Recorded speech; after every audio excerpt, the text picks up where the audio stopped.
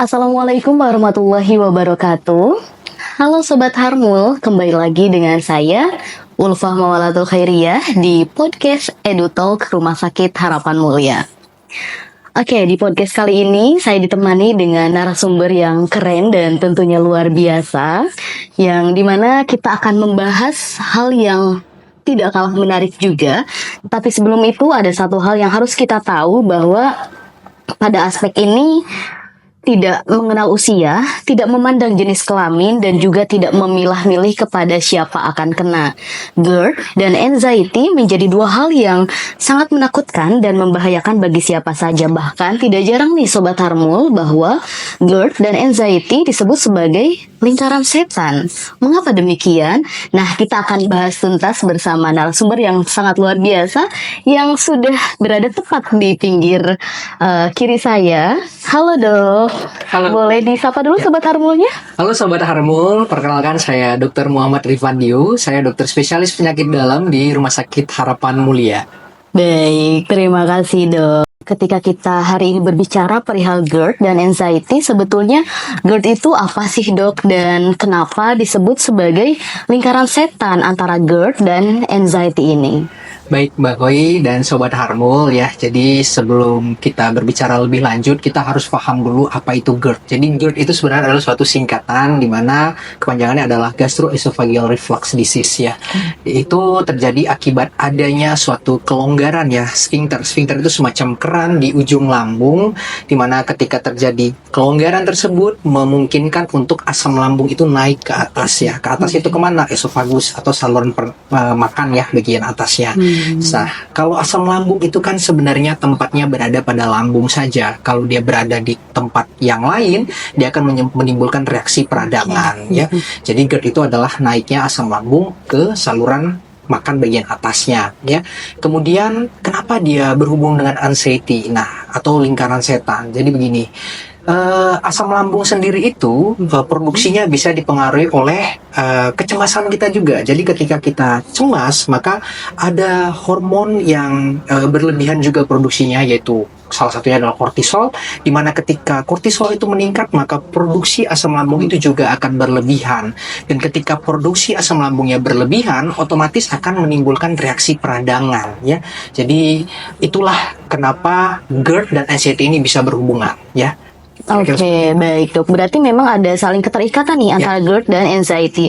Lalu sebetulnya untuk edukasi bagi saya dan Sobat Harmul juga nih dok, apakah memang GERD itu bisa diperburuk oleh anxiety itu sendiri atau bagaimana nih dok? Ya, tentu. Ya, jadi seperti yang saya jelaskan di awal, ketika kita memiliki anxiety, mungkin lebih enaknya bilangnya kecemasan. Ya. Ketika kita memiliki kecemasan yang berlebih, ya, otomatis tadi hormon di dalam tubuh kita akan memproduksi asam lambung yang berlebihan.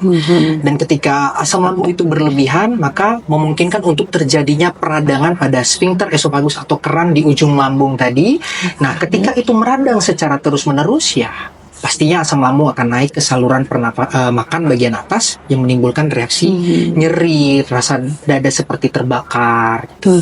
Baik nih dok, selain anxiety itu sendiri, sebetulnya apa sih penyebab utama dari GERD dan faktor risiko lainnya yang memperburuk dari GERD itu sendiri? Ya, baik Sobat Harmul, jadi ini kita berbicara ke faktor risiko ataupun penyebab daripada GERD ya, atau Gastroesophageal Reflux Disease. Itu bisa dari obesitas ya, atau kelebihan daripada berat badan, kemudian usia juga berpengaruh, di mana usia yang tua itu juga bisa memicu terjadinya GERD. Kemudian jenis kelamin sih laki-laki ya yang paling banyak ya. Kemudian bisa juga karena habit ya, kebiasaan di mana merokok ya. Kemudian konsumsi obat-obatan seperti anti nyeri yang berlebihan ataupun obat-obatan yang mengandung steroid juga bisa ya. Kira-kira seperti itu, Mbak Koi. Oke, baik dok. Berarti memang ada banyak faktor lainnya ya dok.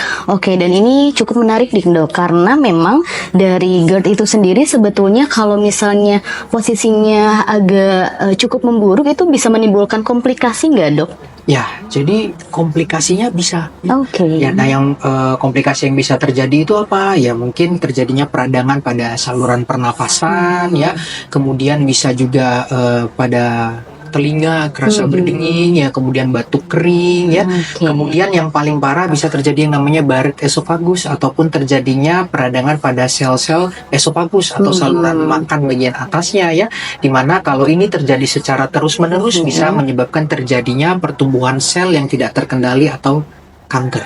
Oke, baik dok. Berarti memang sangat berbahaya juga ya dok. Ya. Oke, kalau kita sedikit agak melipir nih dok, kadang kita tidak menyadari sebetulnya gejala paling dasar dari GERD itu sendiri itu apa nih dok?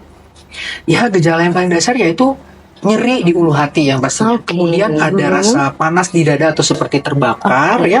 Kemudian bisa juga sering sendawa ya, bahkan diiringi dengan adanya rasa cairan yang masuk ke tenggorokan yang rasanya bisa asam atau pahit. Itu sih biasanya Oh gejala-gejala. gitu. Nah itu Sobat Harmul, itu jadi catatan juga nih bagi diri saya dok, karena memang takutnya nanti ketika tidak menyadari bahwa itu GERD, padahal sebetulnya itu diagnosis GERD yang memang harus konsultasi ke dokter seperti itu dok. Bila mana Sobat Harmul sudah merasakan gejala-gejala dari GERD ini, sebetulnya bagaimana sih penanganannya? Oke, jadi untuk mendiagnosis GERD ini memang sih gampang-gampang susah ya. Oke. Tapi biar lebih pasti sebenarnya baiknya dilakukan tindakan endoskopi ataupun dilakukan teropong ya ke dalam untuk melihat apakah benar terjadi suatu peradangan di saluran lambungnya atau saluran makannya. Dan apabila memang sudah terdeteksi dan terdiagnosis sebagai suatu GERD atau gastroesophageal reflux disease, penanganannya itu bisa dua hal ya. Yang pertama secara non farmako dan farmako, artinya bisa tidak menggunakan obat-obatan awalnya, yaitu terapi psikosomatis ya. Jadi harus bisa mengendalikan kecemasannya ya, mungkin lebih enjoy. Kemudian makannya diatur ya. Kalau apabila dia obesitas ya sebaiknya sih diet untuk menurunkan berat badan ya. Kemudian habis makan jangan langsung tiduran ya. Biasakan untuk duduk atau berdiri dulu posisinya ya, agar tidak terjadi reflux atau kembalinya cairan lambung ke atas ya. Kemudian kalau merokok ya hindari merokok ya. Pokoknya faktor risiko yang masih dirubah itu sebaiknya diperbaiki dan dirubah jadi lebih baik lagi. Kemudian bisa dilakukan terapi pengobatan ya.